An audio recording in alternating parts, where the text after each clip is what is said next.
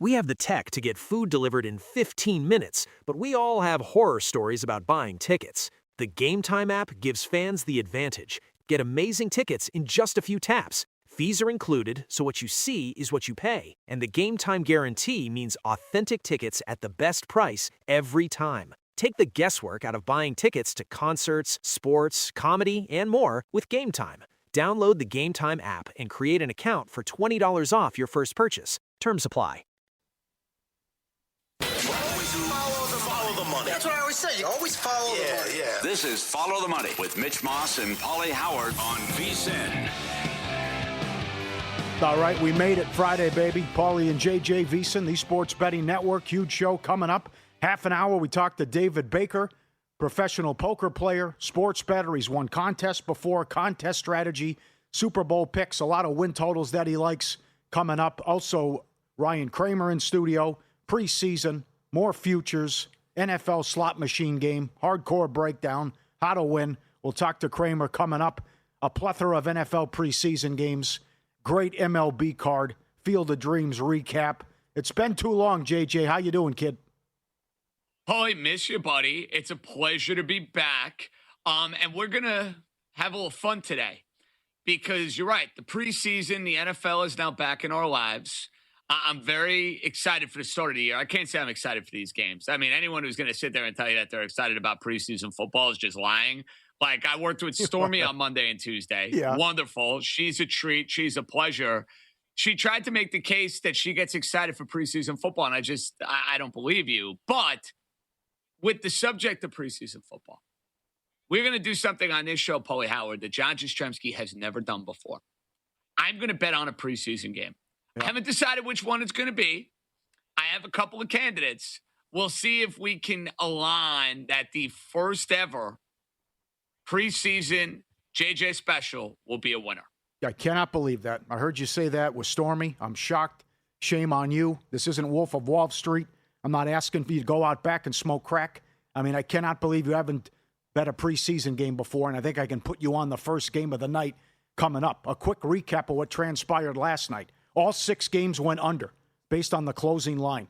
Condolences if you had the Raider game over 41.5. It was 24-14 at halftime and couldn't get over there. 2 missed field goals, including a 38-yarder. Dogs went 5-0 ATS.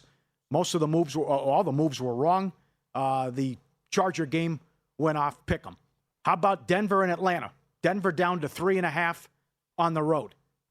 Denver has won 7 straight preseason games. They're averaging 32 points a game in that stretch. The incredible numbers from Mackin at VSiN.com. Going back, straight up winners, 39-1-1 in Denver preseason games going back. The team that wins the game covers. Denver won, and not only won 7 in a row, they've covered 7 in a row. Atlanta. Quinn didn't care. Other coaches haven't cared. 5-24-1 straight up run in the preseason. 5-25 ATS. 1-14 ATS at home in the preseason. Good quarterback rotation with Denver. How about after it's my guy Tua? You're looking at Cooper Rush, who they just signed, and Jack Strand, 22-year-old from Bloomer, Wisconsin, undrafted afterthought out of Division II, Minnesota State Moorhead. How about the Broncos? Come on, kid. Yeah, listen, I think that's the case. Now, I don't know if you subscribe to this theory, Pauly. Do you look at these guys that are in quarterback battles? And obviously Atlanta's dealing with that at the moment. Tua is one of those guys that's in a quarterback battle. Do you look at them and say, hey, first half, let's get the guys out there, and then we think about Denver for the full game? You're right about a decent enough rotation. You mentioned the fact that Denver's cared and Peyton has cared far more about these preseason games than Atlanta has, going back to Dan Quinn, going back to Raheem Morris. Now it's Kevin Stefanski as their head coach. The only way I would play this is Denver myself. But is there a case to be made that maybe we should be looking into Atlanta for the first half? No, I don't want Atlanta first half. No. And I understand your Denver first half concerns. It'd be Denver for the game because it's Stidham and then Sam Ehlinger, and then I'm going against crap with Atlanta. But, we talked about this yesterday. The first half numbers went crazy. Cincinnati got up to 7.5 in the first half. And then I don't know what that was before halftime, going for it near midfield and then allowed Detroit to kick a field goal at the gun. and cover the first half. The Jets are laying But that's 6. what you got to be careful about, Paulie. See, Yeah. that's the problem with these preseason games. These coaches don't care. So they're going to look at a situation like you just alluded to, which would be fugazi and would be asinine if they did it in a regular season game. In a preseason game, think about it. They're saying, hey, Yep. we want to try this. Let's see if it works. And you end up maybe being on the short end of the stick of a right handicap because the coach is experimenting. Something you got to be aware of with these handicaps. We saw that last night, and I couldn't believe it. Shanahan is so conservative, it's sick. And I watched the guy punt 4th and 1 in an NFC title game. He went for it twice inside his own territory with Martinez. McCarthy went for it inside his own 30. And what Taylor did before half also was nonsense. So there was some bizarre moves with some coaching decisions as well. And the Jets, 6 for the game, 5.5 first half against Tampa. Tampa mash unit, no Mayfield, and then Browning got hurt. So they don't have much to work with the quarterback position with Jalen Daniels. And he might go most of the way here. And it comes down to, do you trust Geno and then Klubnik for the Jets as nothing but Jets money, as this was Pick'em 1 and now up to 6 and then 5.5 in the first half in the middle game? Well, personally, Paulie, to me, it's a Jets surpass spot because you mentioned the fact that Tampa Bay doesn't care about these preseason games. They're not playing a bunch of their guys. They're dealing with injuries. And I almost believe there's got to be a little bit more of an added sense of urgency for Aaron Glenn and company with how embarrassing last year was as a whole. Don't you get the sense that's the sort of team where preseason might matter a little bit more to them as opposed to some of the other teams around the league where it's like, hey, we got to remember what it feels like to win again. We got to remember what it's like to score a touchdown. We didn't have an interception all year. So he mentioned it, if you followed his comments throughout the week, he was going to play starters. Now, I don't expect the starters to play a whole lot, but you mentioned that quarterback rotation. You'll see Geno, you'll see Klubnik, the Clemson kid. But even if it's like Bailey Zappi, who they brought in, if he's playing the second half of the game, I mean, he's started NFL games before. I think that's why you're seeing a lofty number here. And I know it's a lot of points. I think the Jets are the right side. Okay. Miami also up to 3.5 against Washington. Dan Quinn hasn't cared about preseason, although Washington dominated the joint practices here. And the Miami offensive line had a tough time against them. You already had the bad news with Tunsil getting hurt. But Miami up to 3.5. And I don't mind Mariota and the Washington rotation with Hartman after him as well. I'm surprised that Miami's up to 3.5. But then again, that's been a bet against Quinn going back. And what you discussed, too, about quarterback battles, this is the perfect recipe and everything you want in the Cleveland Bear game to start the day on Saturday, where I got Watson going a half. Then I have Sanders finding out for the first string and second string quarterbacks to win their jobs. And the Bears, everyone getting hurt. Williams isn't going to play.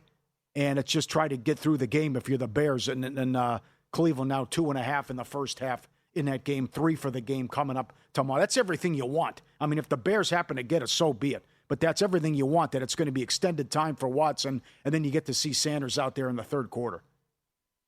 Spot situation should be ready-made to order for Cleveland because of what you just hit on. 2 quarterbacks that need to play well, that are showcasing themselves in order to be the guy in week 1 when the season gets going. I do want to work backwards, though, Paulie. You mentioned that Miami-Washington game. I'm curious to get your take on this. Miami has a depleted roster. They have one of the worst rosters in the NFL. Mm-hmm. However, you have a bunch of guys that might be auditioning for roles that are young, unproven players that maybe have a little bit more at stake in these preseason games.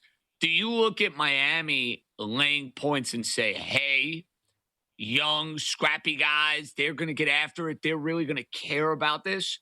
Or do you look at it the other way and say, hey, their roster has no talent. It doesn't matter how scrappy they may be.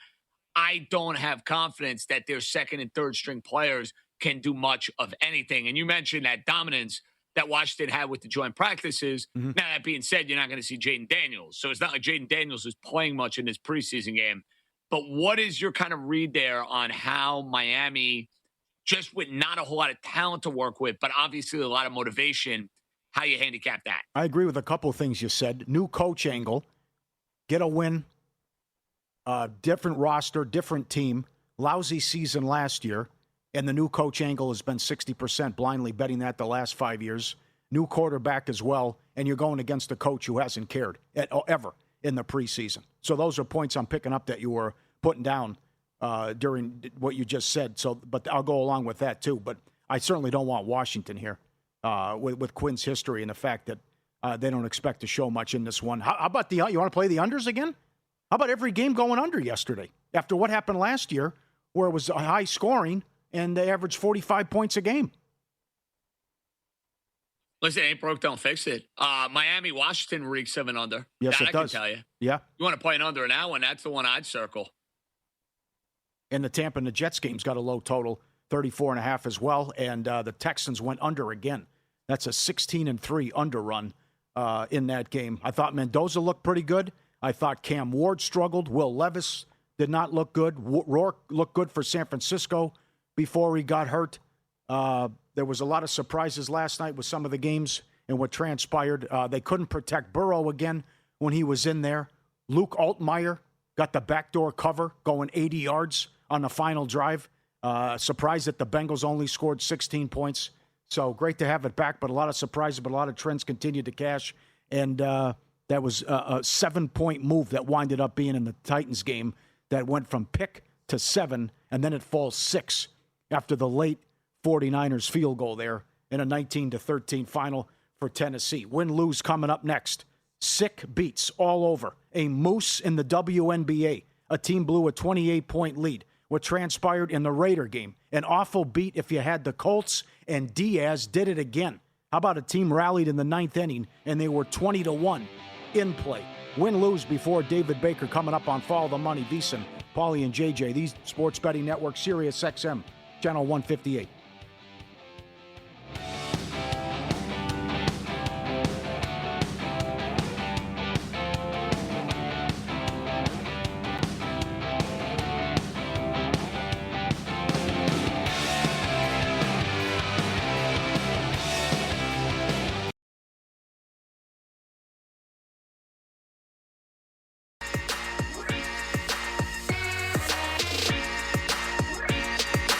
Win Some, Lose Some is sponsored by the Sharp Plays.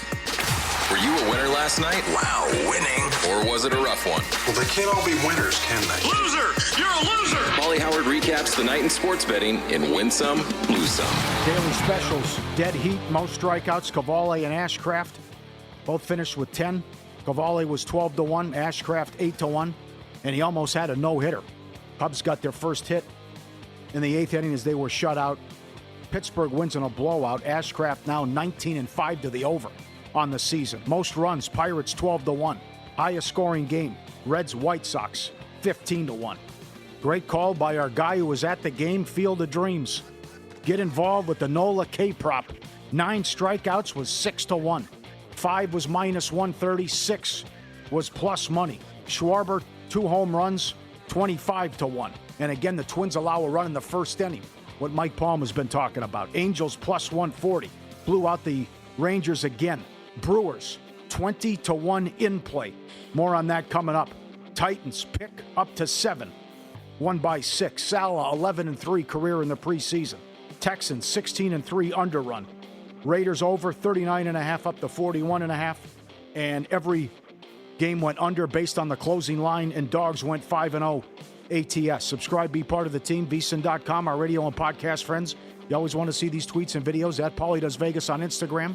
Send them in. We'll put you on. JJ, I say pandas go through life like they got a six-pack in them. I mean, how they survive is beyond me. And here, this guy just rolling around, knocking stuff over, ass over tea kettle. These are just bizarre creatures, how pandas able to get through life day to day. I don't know how they do it. I love it. Listen, I've seen my little 15-month-old daughter rumble and bumble and stumbling, not quite to that extreme, Pauly Howard. That panda, man, getting after it. I love it, and it bounces right back up. I mean, that's the sort of resiliency we're looking for. That's right. Surprised there isn't a couple concussions there. No doubt. Lose some. Lions, 2-12 straight up run in the preseason. Packers plus 1.5 to minus 3. They were awful. The Pittsburgh quarterback rotation was fantastic, and Aller looked good as well. They're at the bet on, I think, the rest of the preseason. Bengals, 3.5 up to 7.5. No good. Colts, pick up to 3. Loser. Raiders, -1.5 to -3. Awful job defensively against Arizona. Several bad beats. I mentioned this earlier. Bengals first half. They have the ball near midfield. 10 seconds before half. They go for it on 4th down. It gives the Lions time to run a play, and they kick a field goal to cover the first half. Bengals laying 6.5 or 7. Undrafted rookie Luke Altmaier went 80 yards for the backdoor cover. Raiders, Cardinals over 41.5. 21-14 at the half. 2 missed field goals, 1 from each team. Raiders missed a 38-yard try. Colts money line, minus the points, 1.5 up to 3. Brutal. -4 in the turnover differential. Going up and down the field. 3 turnovers in New England territory, including a fumble at the 1-yard line by Richardson and a fumble by Richardson driving again deep in New England territory as Richardson had 3 turnovers. WNBA, Liberty laying 7.5, up 28 points with 9 minutes left. Won the game by 4. Outscored 40-18 at home in the 4th quarter. I had it. Luke had it. Diaz did it again. For the 3rd time in a week, he blows a save. Dodgers were $1.40. Dodgers and under. It was 4-2 in the 9th. 1 out, nobody on. 4 straight hits. Milwaukee wins 5-4. And they are still sticking by him, Roberts said today, which I can't believe.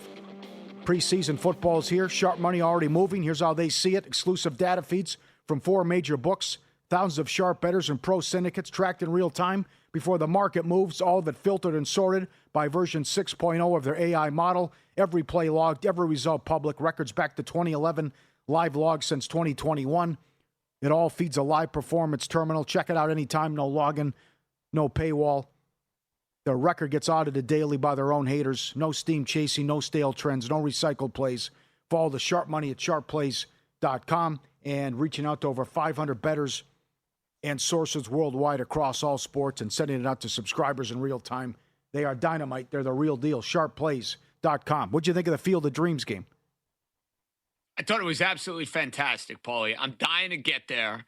The Yankees played there in 2021, and I wish that I remembered going into the matchup how much of a hitter's haven it is.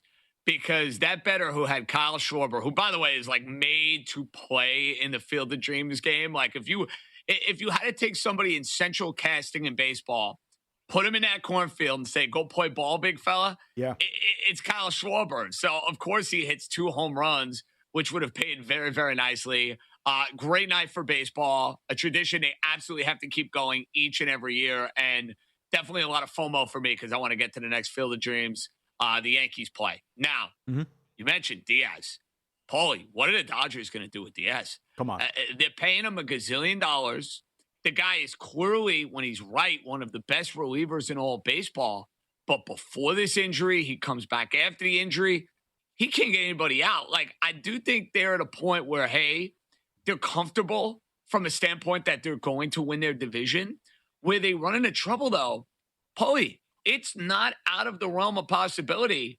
The Dodgers are in the exact position they were in a year ago. Bingo. Where they got to go and play a best of 3. And unlike last year when it was Cincinnati and it was basically a first-round bye, there was no way in the world Cincinnati had any chance of beating the Dodgers.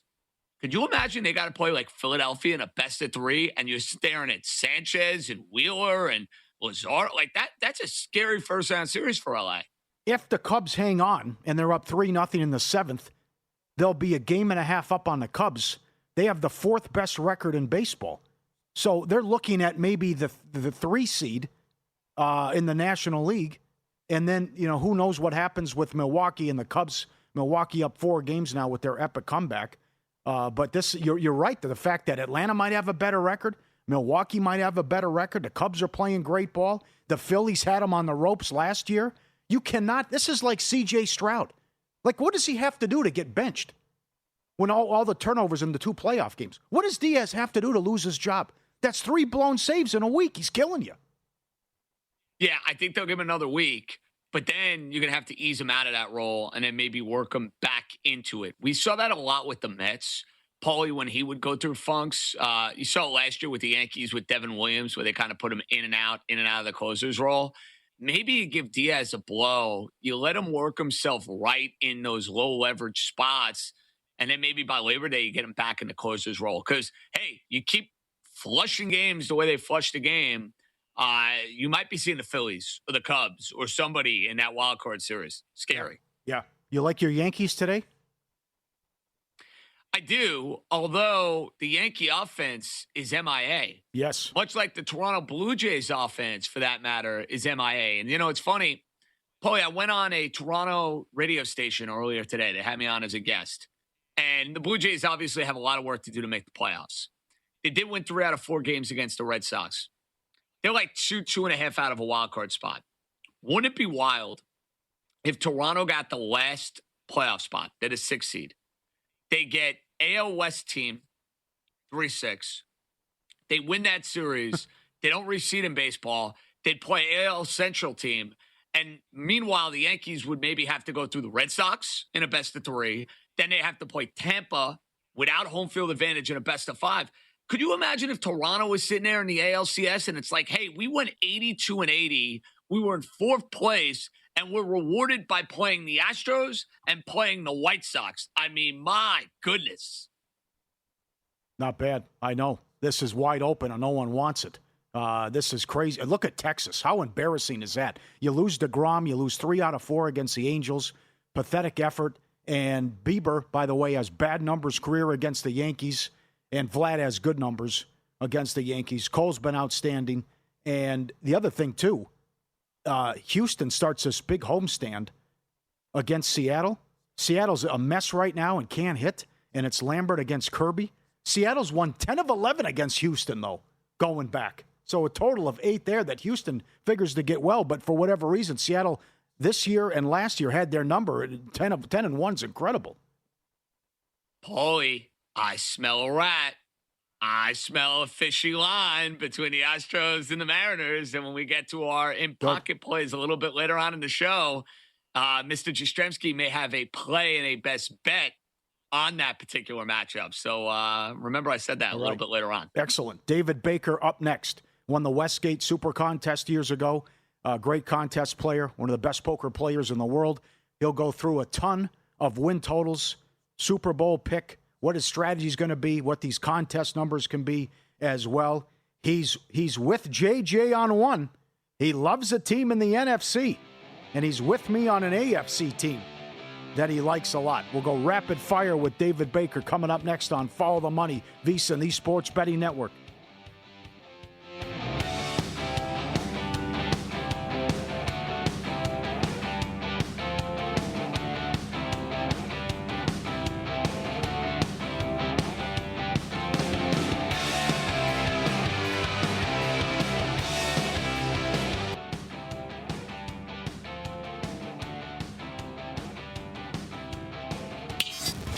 This is Follow the Money on VSiN.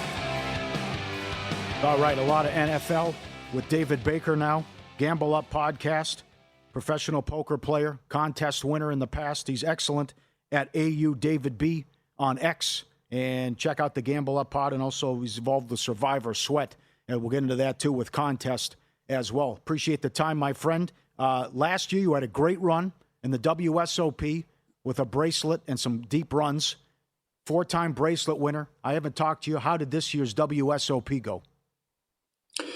This is one of those break-even years. Just like with any contest type tournament or anything like that. I mean, most of your years are going to be kind of break-even or loser.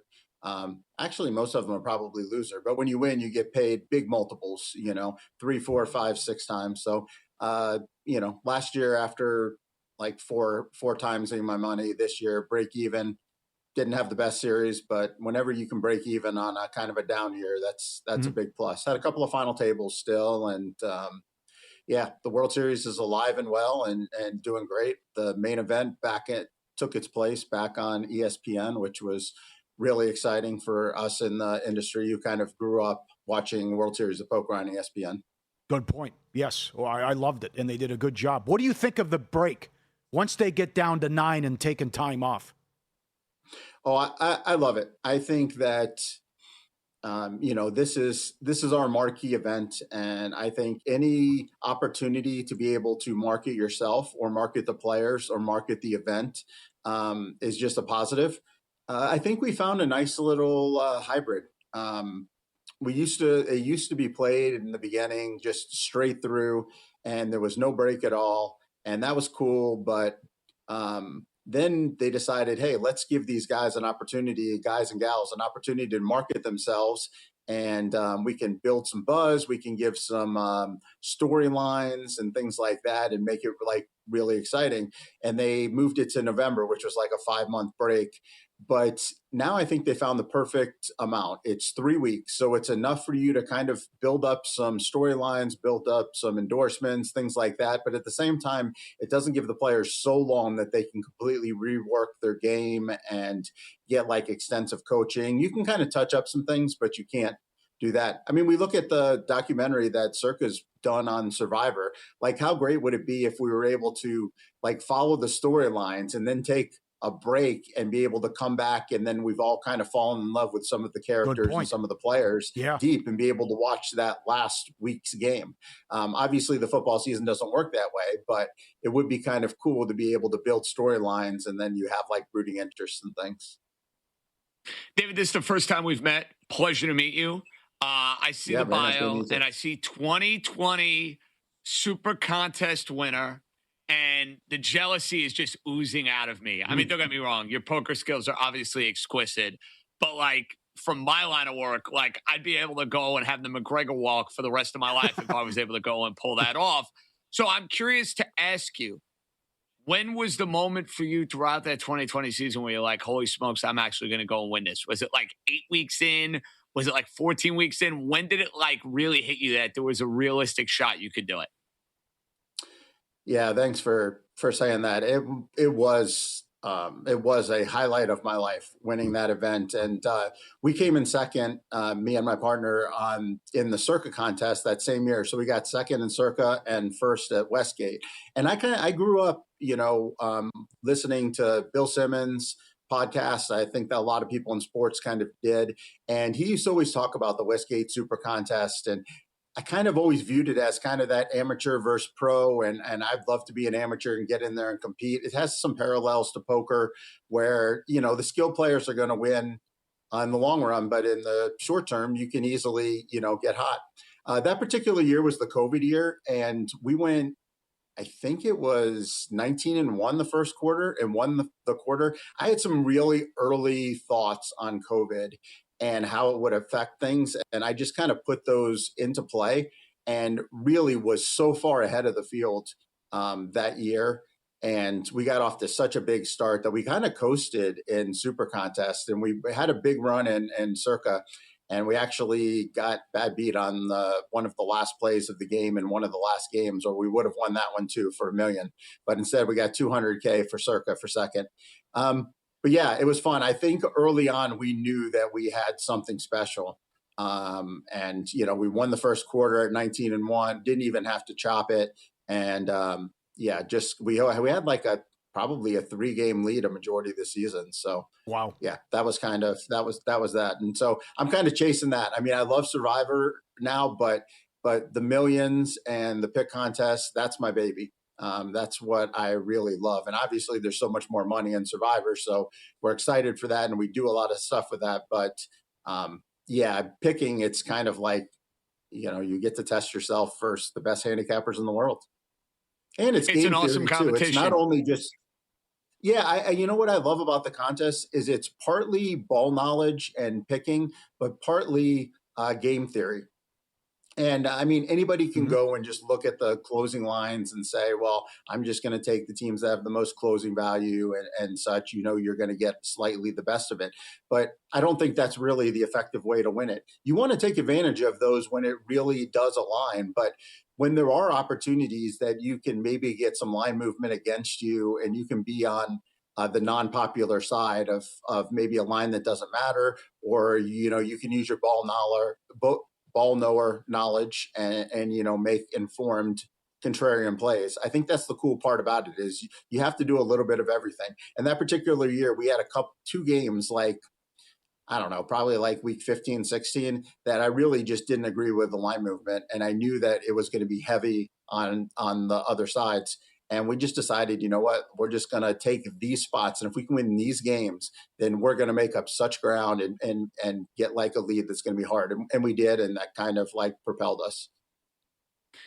It's such a great point, David, because anytime, and I've been in this contest now, I think each of the last 4 or 5 years, when these splits come out on either, I think it's Saturday, and I see a game that I have as one of my 5, and it's like one of the consensus choices, I have a knot in my stomach. I want to be on the other end of it, where like everybody and their mother is taking one side, and I'm on the other side with a select few.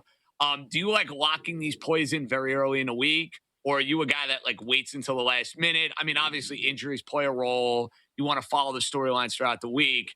But like, what's your secret sauce for locking in these plays on the earlier side or on the later side? I mostly go early on Saturday. I know that would be beneficial to wait. I do live in Vegas, so it's easy for me to enter them.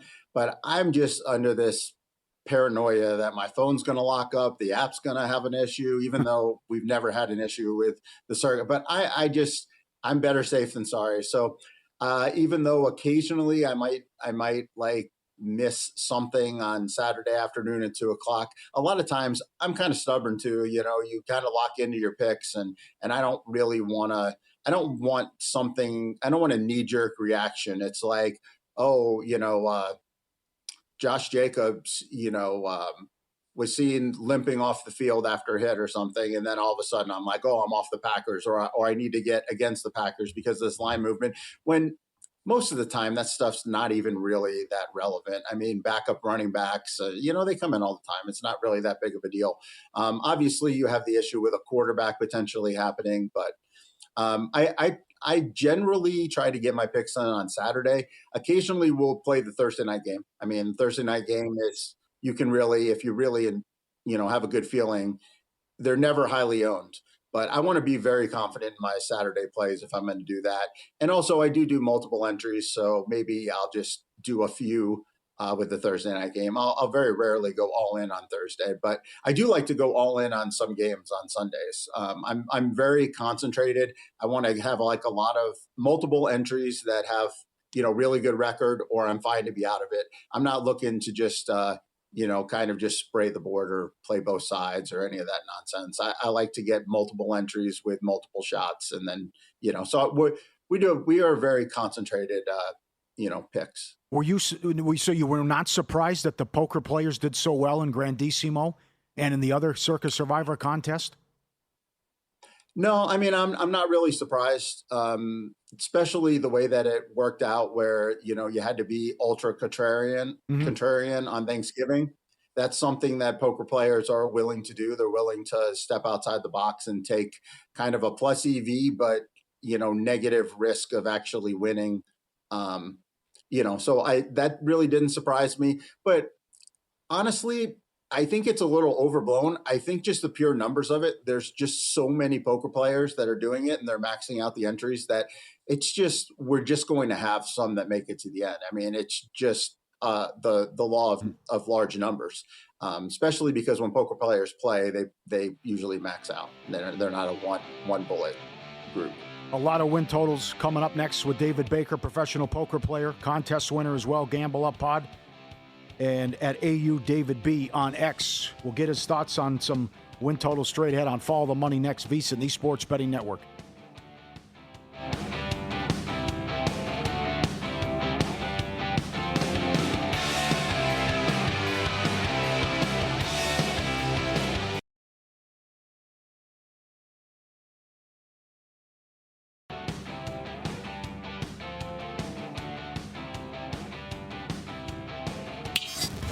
This is Follow the Money on VSiN. Welcome back. 3-0 Cubbies. 2 on, 2 out. Bottom of the 8th as they try to finish off the Cardinals. Rapid fire win totals with David Baker. professional poker player on the Progressive guest line. These are correlated. I'm with you. I don't get why the Broncos are the third choice to win the AFC West. How about Broncos over 9.5, Chiefs under 10.5?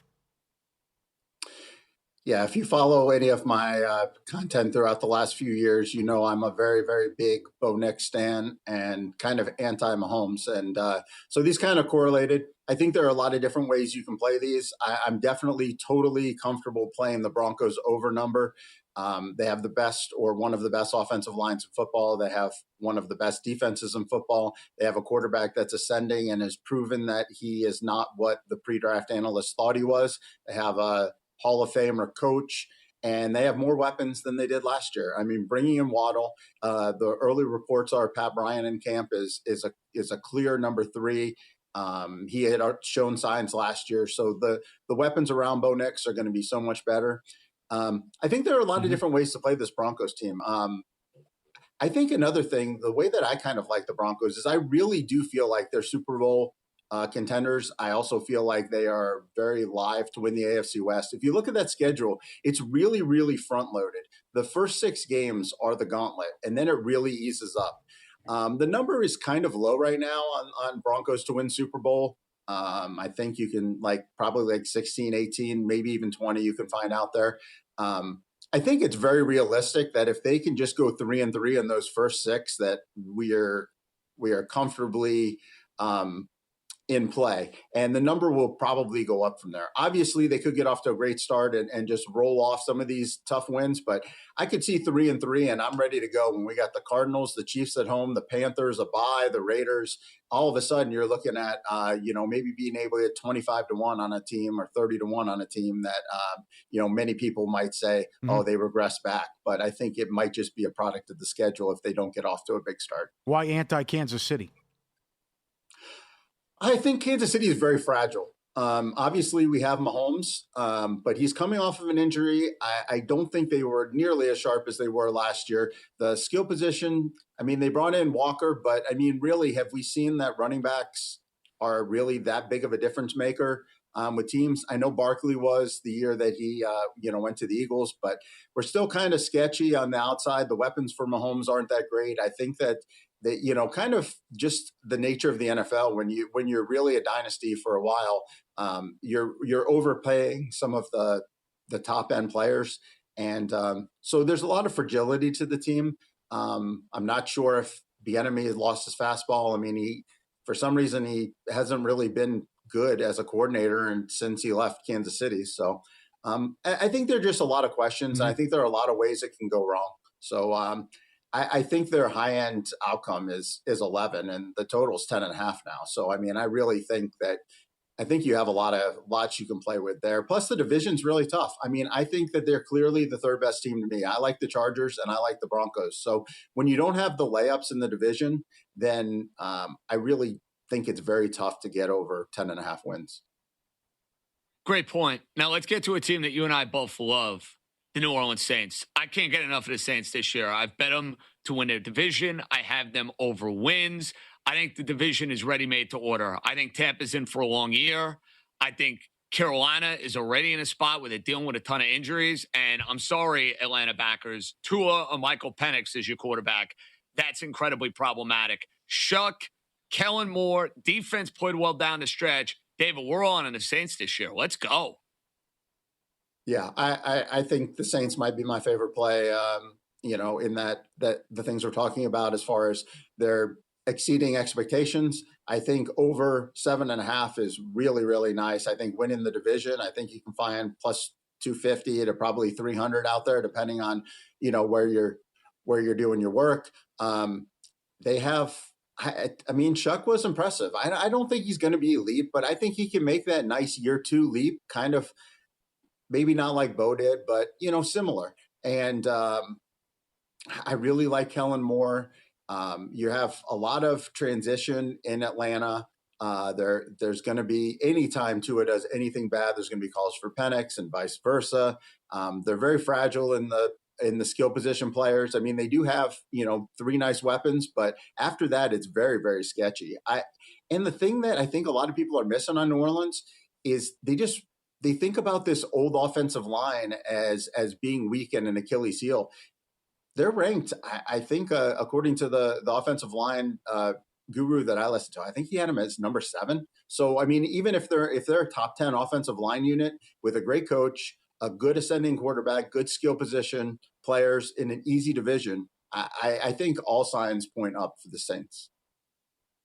Okay, David, you know, I'm in New York City. I have a lot of Giant fans in my life. They're very excited about Harbaugh. They're very excited about Jackson Dart. You, sir, are not sipping Giant Kool-Aid. Why are you playing the under here at 7.5 wins? I just think it's a lot to ask with a division that doesn't have any weak teams. I think the Eagles are going to be good. I think the Cowboys are going to be good. And I think the Commanders are going to be decent, at least on par with the Giants. So when I'm taking a team that I'm not entirely sure of, I really want to have like a couple of layups in division, just because, I mean, that comprises like what, a third of your schedule basically. So I want to go ahead and have some layups. I don't really see any layups there for the Giants. Again, a very fragile team. Dart puts himself in harm's way. Scatterbo puts himself in harm's way. Malik coming off of a year-ending injury. There is no secondary receivers on the team. Harbaugh, might he build something there? Yeah, but I don't think he's just going to come in and all of a sudden just be able to turn it around. They do have, very nice weapons on the defensive line, and if Dart can stay healthy, I mean, they can contend and possibly get around that 500 record. But I think there are a lot of ways for them to kind of fail expectations. How about one more? They looked pathetic last night on offense. I'm not a fan of Salah. They won 3 games, should have been 2 if DeMarcado doesn't drop the ball at the 1. The Titans in that division are going to win 7 games? I don't see it. Again, another spot where there's no layup in that division. Granted, it's, they don't have like the Bills or the Broncos or Chiefs or things like that in the division, but they do have quality teams above them. And so you have 0 layups there. It's really tough to get 7 wins with no layups. When I look for teams to back or to be against, I want teams that have a good quarterback, good coach. And not totally buying either of the spots with Tennessee. I'm with you. I think Salah is maybe okay, but I don't think he's good. Cam Ward might turn out okay, but I don't really think he's elite. I'm not looking at him to make that next leap. I just don't really see that they do anything well. They have one of the worst offensive lines in football. I think I saw them ranked 31st in preseason rankings. So yeah, I think this is a transition year for them. And, if they can start making progress near the end of the year, I'm not opposed to thinking that they might look better in the second half of the season. But I think there's a lot that can go wrong. And for a bad team to get to 7 wins, it's kind of tough. 2 minutes left. Tell us about your podcast and involvement with Survivor Sweat now that the contests are here, hot and heavy. Yeah, I do Gamble Up podcast on usually later in the week, kind of dissect where I'm thinking about going for the contests, kind of my long view thoughts on the games for the week. I will have an announcement coming out on my Twitter. I will be having a podcast, a separate one that's going to start earlier in the week, and kind of just talk about, first impressions of the week. So be looking on X. Well, I'll have that announcement out very soon. I'm still working with Survivor Sweat. If you're coming in town and you need to sign up for the contest, Survivor, Millions, Grandissimo, any of those, go to survivorsweat.com and just text them the number. They'll arrange an appointment. You can give them code ODB. They'll give you a discounted rate. We also have a marketplace on the site where you can buy and sell pieces of your entry to Survivor. So if you make it and your entry all of a sudden has 50,000 worth of equity and you want to get out some, then list 10%, take 5,000 profit, gamble for 90. Or if you just want to get out, you're like, hey, I made 50K. That's a year's salary for me. I'm going to get out and just sell your entry. So Survivor Sweat offers a lot of nice tools there and the biggest proxy in the contest. So yeah, go on over to Survivor Sweat. Well said. Good to talk to you. We'll catch up with you soon and good luck this year. Absolutely. Love talking with you guys. Have a great day. You as well. David Thanks, Baker David. at AU David B on X, 4-time bracelet winner and contest winner as well. Cubs win 3-0 against the Cardinals. 10 NFL games this weekend. How about a team that's on the road that's lost 18 of their last 20 road preseason games? That's next on Follow the Money.